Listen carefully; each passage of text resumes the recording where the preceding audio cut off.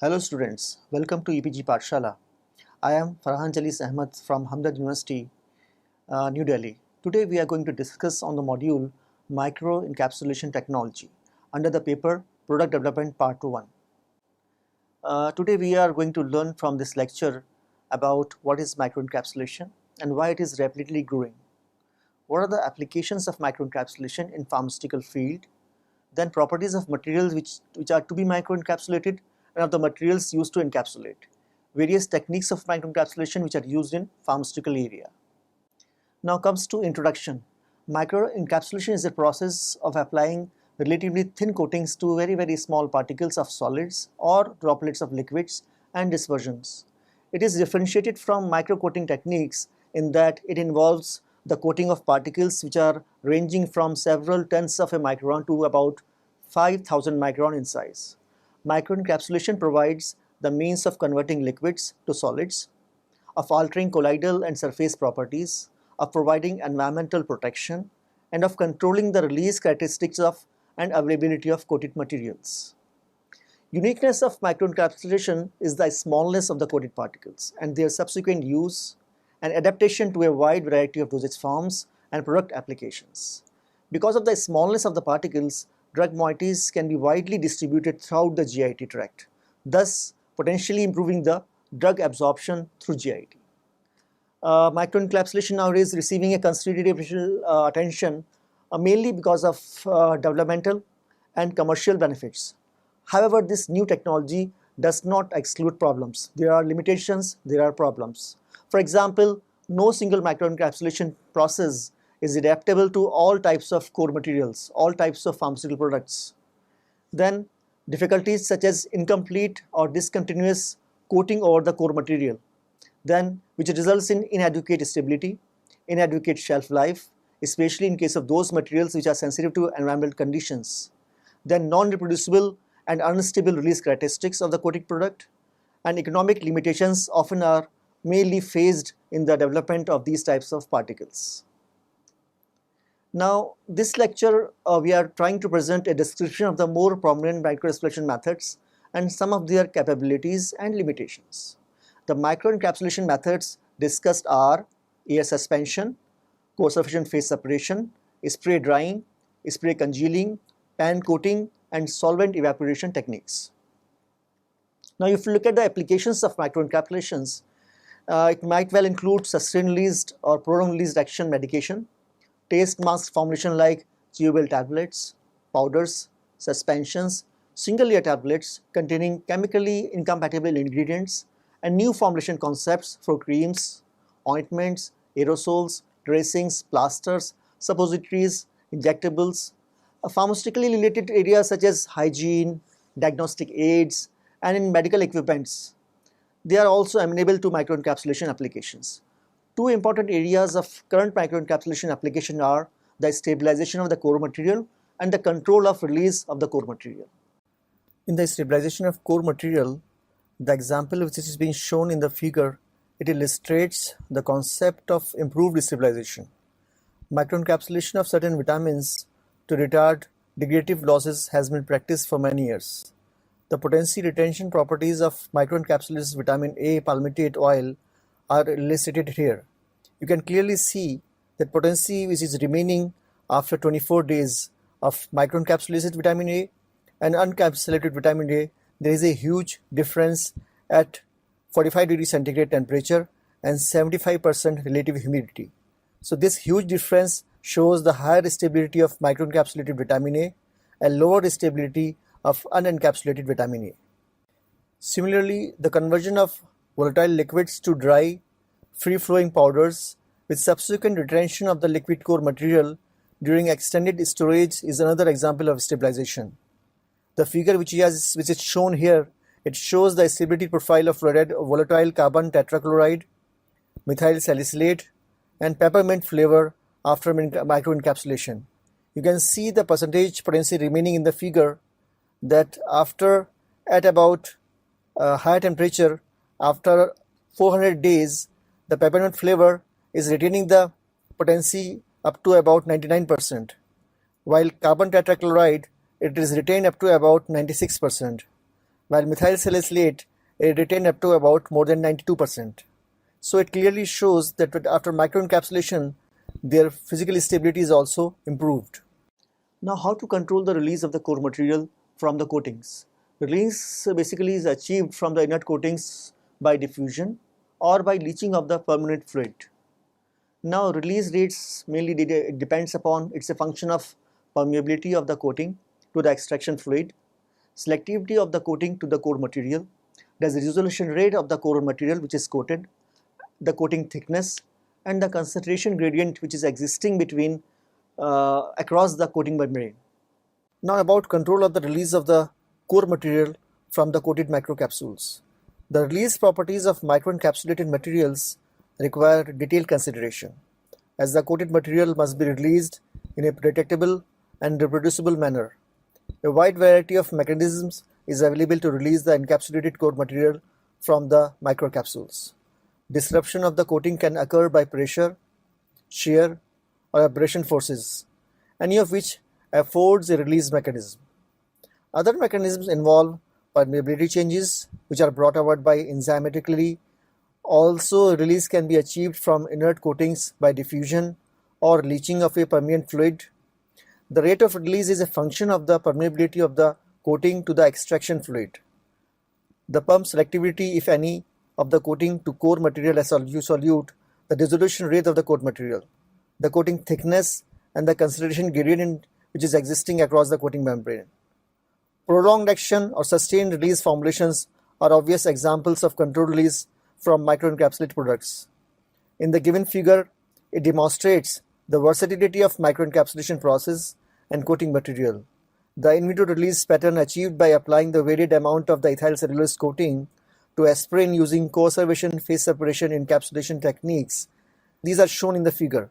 Release of the aspirin is accomplished in this case by a leaching or diffusion mechanism from the inert pH insensitive ethyl cellulose coating.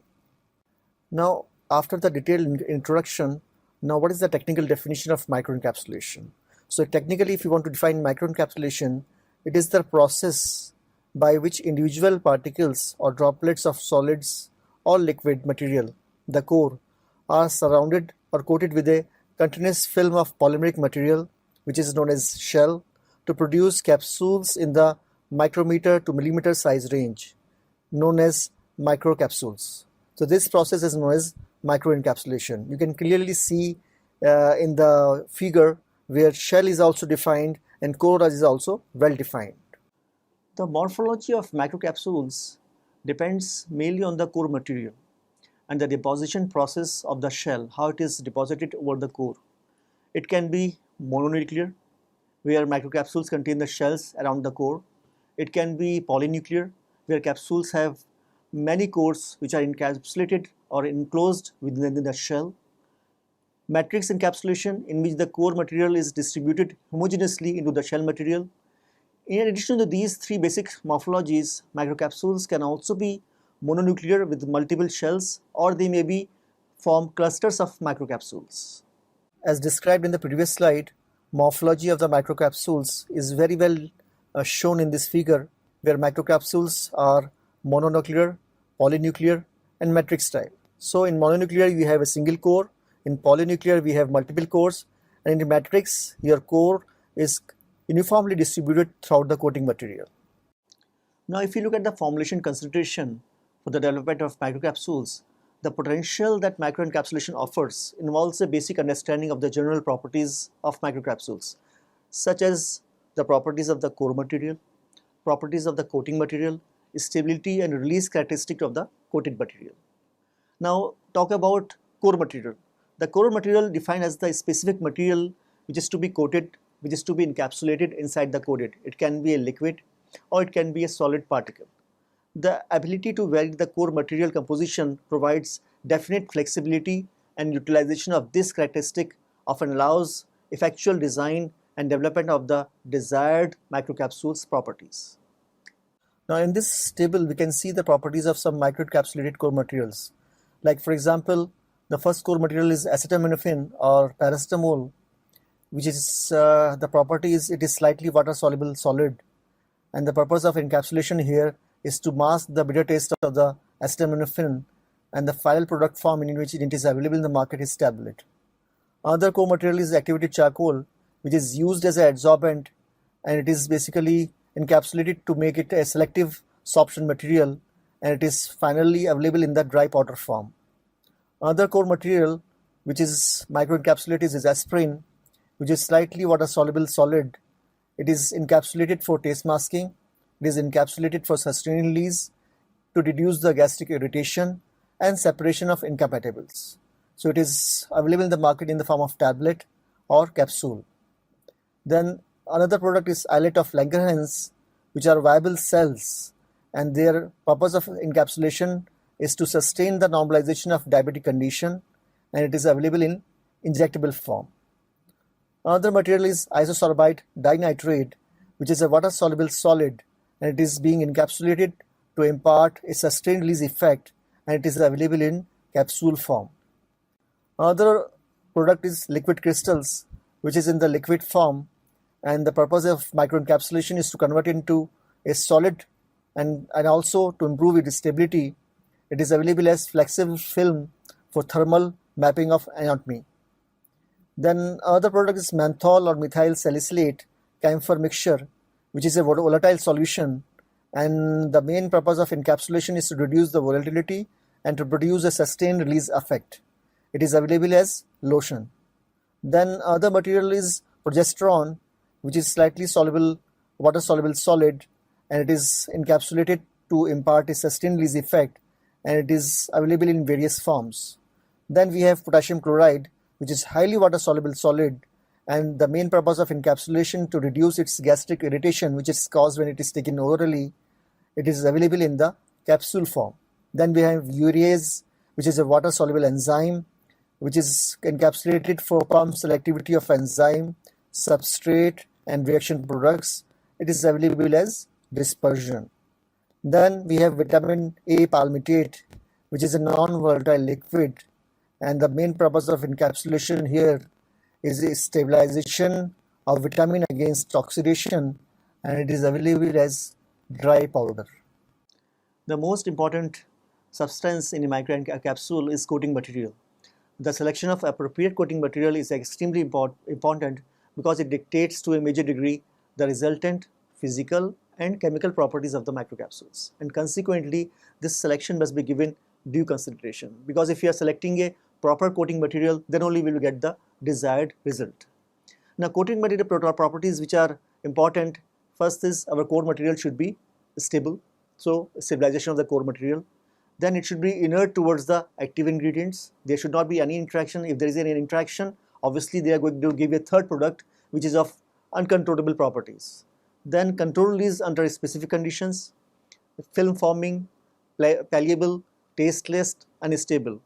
It should be non-hygroscopic. It should not have very high viscosity. If it has high viscosity, then it will be very difficult to spray. It should not be very costly. It should be economical. It should be soluble in the aqueous media or a solvent or melting. Maybe you can solubilize it by melting.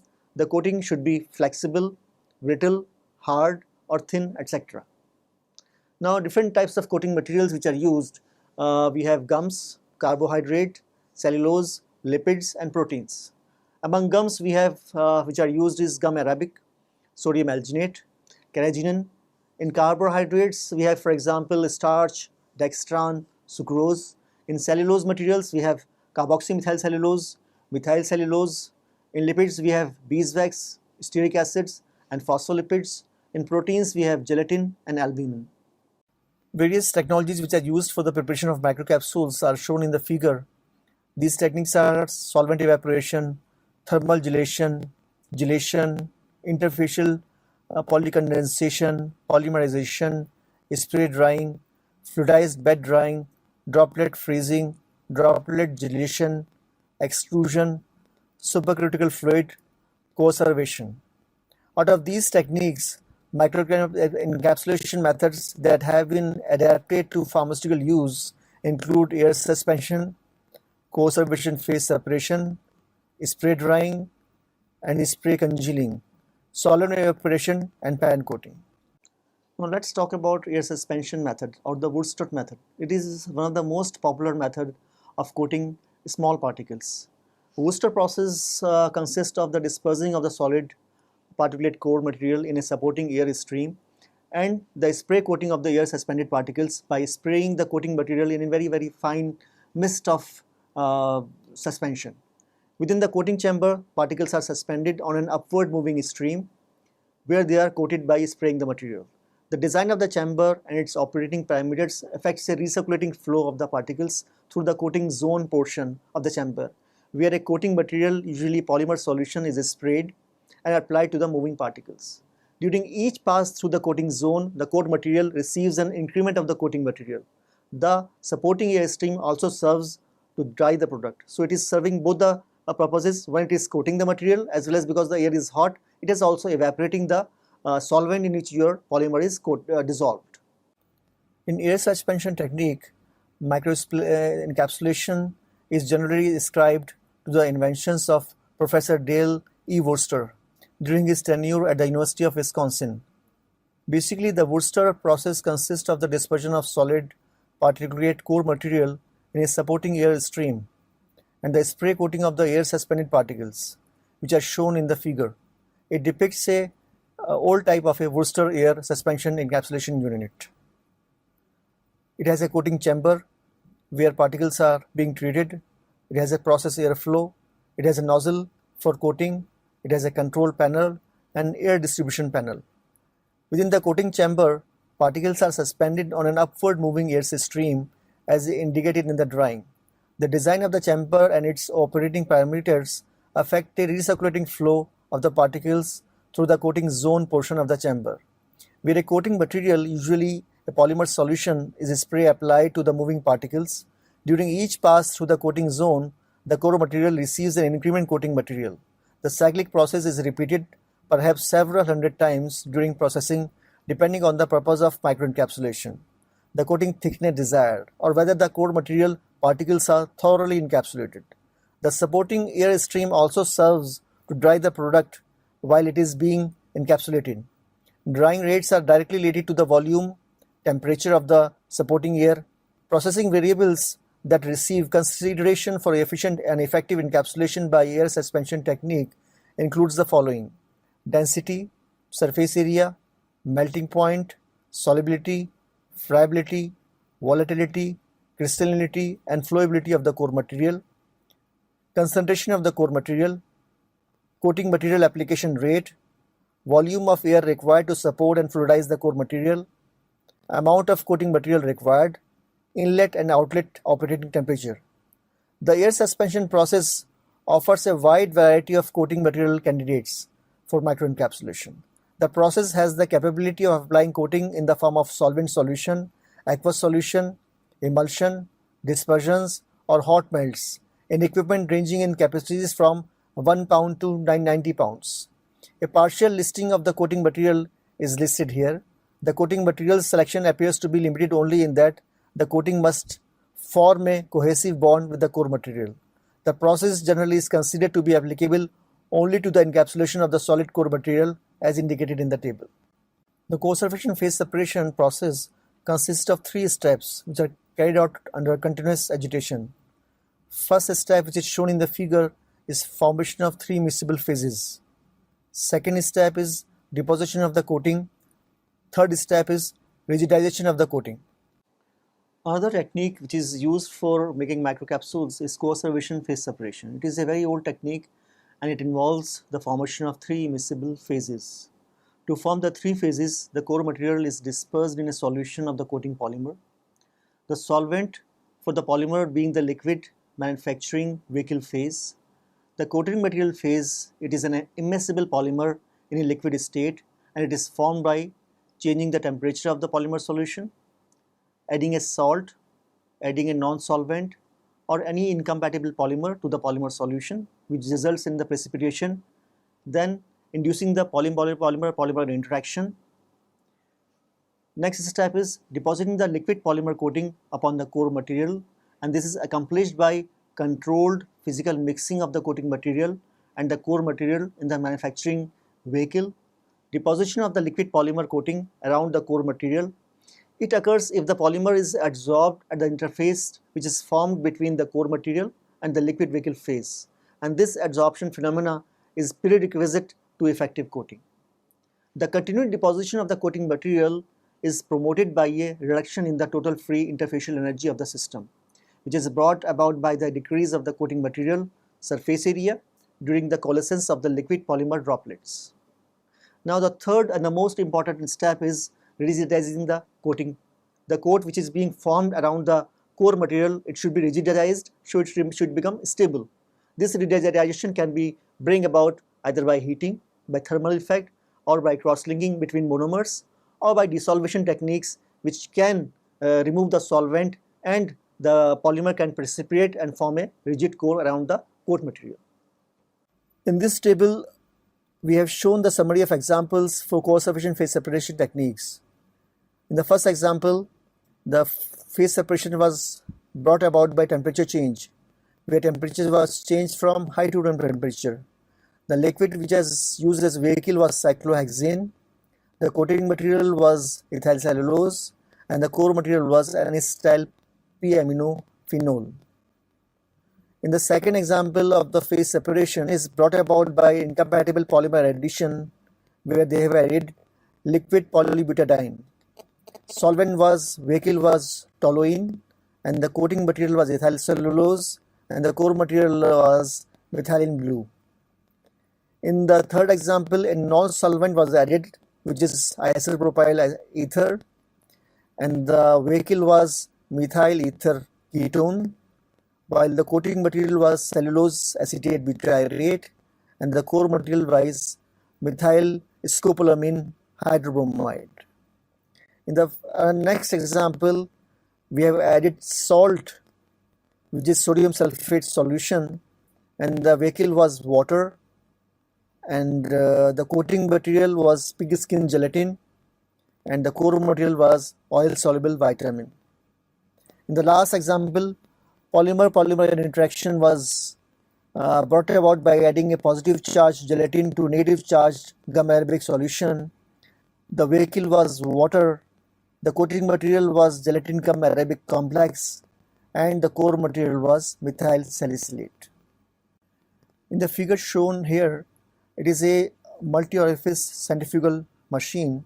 In this, it is a mechanical process for producing microcapsules, and where we are using centrifugal force.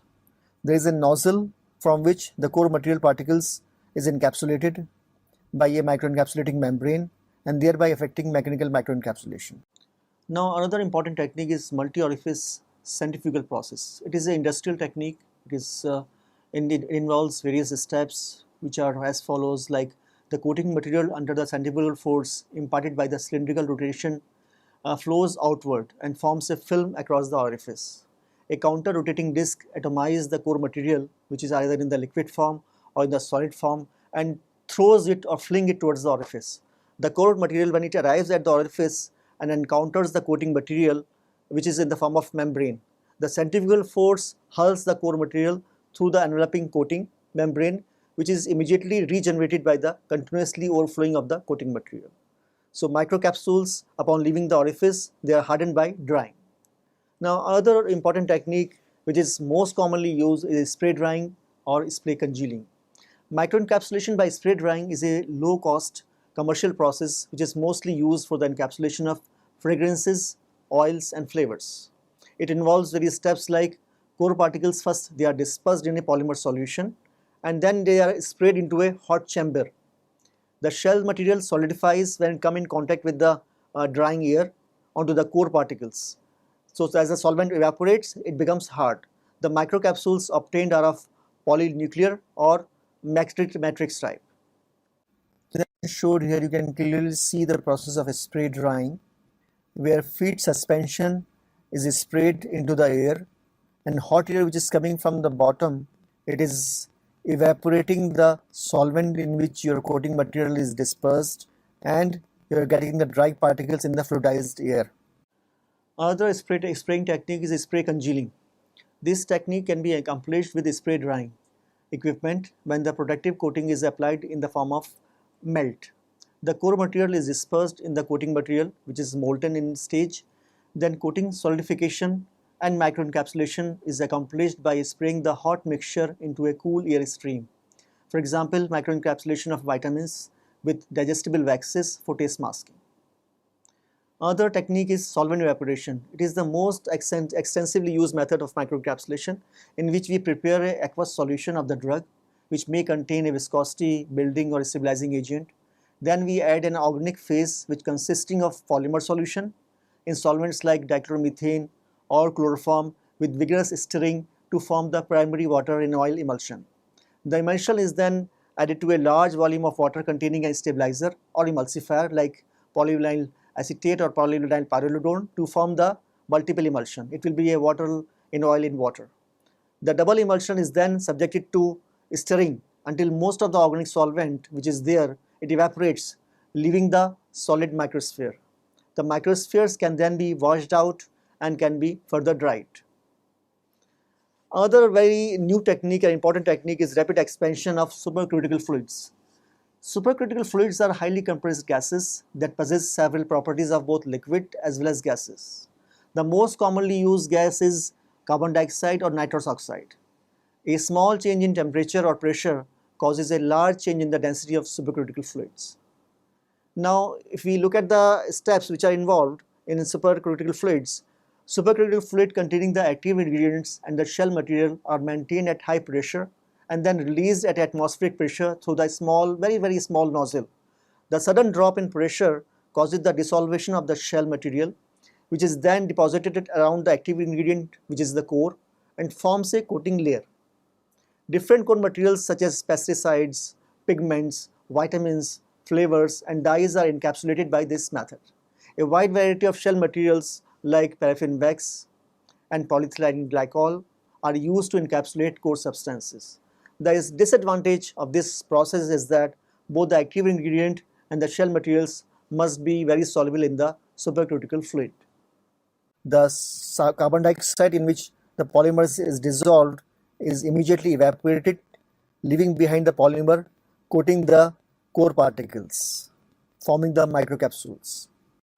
Other technique which is more commonly used for large particles or tablets is by pen coating. The microencapsulation of relatively large particles by pen methods, it becomes very common in the pharmaceutical industry.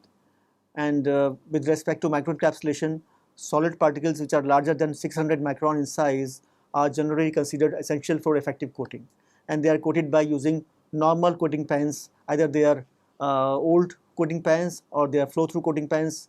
So this process has been extensively employed for the preparation of sustained release pellets and sustained release beads, or time release pellets or time release beads, various types of expansules, various types of time capsules.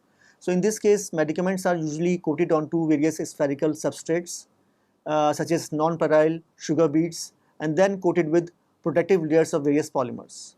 In practice, the coating is applied as a solution or as an atomized spray to the desired solid core material in the coating pen.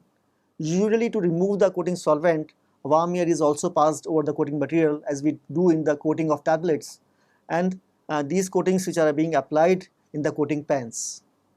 In the animation shown of pen coating method, where sustained release pellets of dextroamphetamine sulfate has been prepared using pen coating method, in which non-pyryl seeds are coated initially with dextroamphetamine sulfate and then with the release rate retarding wax fat coating. In this table, we have shown the various microencapsulation process and their applications. Like in the first process of air suspension coating, the core material which is coated is solid, and the particle size which is achieved is from 35 to 5000 micrometer. While in conservation phase separation technique, we can encapsulate solids and liquids, and the achieved particle size starts from 2 micrometer to 5000 micrometers. While in multi-orifice centrifugal technique, we can coat solids as well as liquids, and the particle size which can be achieved is from 1 micrometer to 5000 micrometers. While in pen coating technique, we can coat solids and we can achieve a particle size of 600 micrometer to 5000 micrometer. In solvent evaporation technique, we can encapsulate solids as well as liquids, and we can get a particle size of 5 to 5000 micrometer. In the technique of spray drying and spray congealing, solids and liquids can be microencapsulated, and we can get a approximate size of about 600 micrometer. Another application of microencapsulation is in the microorganism and enzyme immobilization. Enzymes have been encapsulated in cheeses to accelerate the ripening and flavor development in the cheese. The encapsulated enzymes are protected from low pH and high ionic strength in the cheese. The encapsulation of microorganism, it has been used to improve the stability of starter cultures. Microencapsulation process is also has benefits in the area of FMCG, where microencapsulation could deliver the much needed ingredients in children friendly and tasty way. The bitter tasting drug can be made sweeter and can be better tasting. Their foul odor can also be encapsulated and controlled, and they also enhance the visual aspects and marketing concepts of the product. Other application of microencapsulation is in the field of pesticides. These pesticides, they are encapsulated to control the release of the pesticide from the coating. When they are encapsulated, they are released over time, allowing farmer to apply the pesticides less amount than requiring very highly concentrated and toxic initial applications, followed by repeated applications to combat the loss of efficacy due to leaching, evaporation and degradation. We also use microencapsulation in the field of food. Like most of the flavors, they are highly volatile. In order to prevent their loss, they are encapsulated, and this encapsulation extends their shelf life. Some ingredients which are encapsulated to mask taste, such as nutrients, added to fortify a product without compromising the product's intended taste. Alternatively, flavors are also sometimes encapsulated to last longer, as especially in the case of chewing gums or flavors, dry flavors especially. So students, let's conclude what we have learned from this module. We have learned that what is microencapsulation, and it is the creation of a tiny capsule, usually just micron in diameter, containing a particular material, which can be drug substance, which can be pesticide, which can be a food material. Then microencapsulation systems offer potential advantages over conventional drug delivery systems, and also established a unique carrier system for many types of pharmaceuticals. Although significant advances have been made in the field of microencapsulation, still many challenges needs to be rectified during the appropriate selection of core material, coating material and process techniques.